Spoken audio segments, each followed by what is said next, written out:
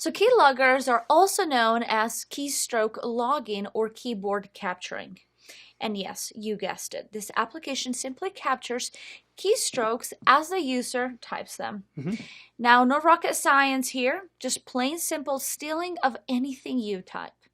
The keylogger will save the data in the text file on the computer, and when combined with spyware, it will then open the communication channel and send that information back to the attacker. That's right.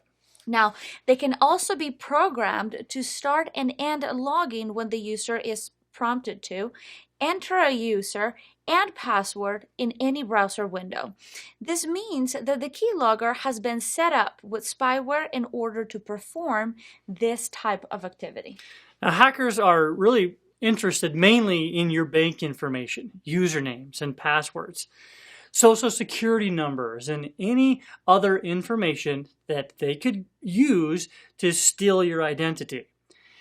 So keyloggers are generally set up to work between the keyboard and the operating system, right? Because that's how they're going to steal that information, which means that none of the typical security measures will mitigate this threat.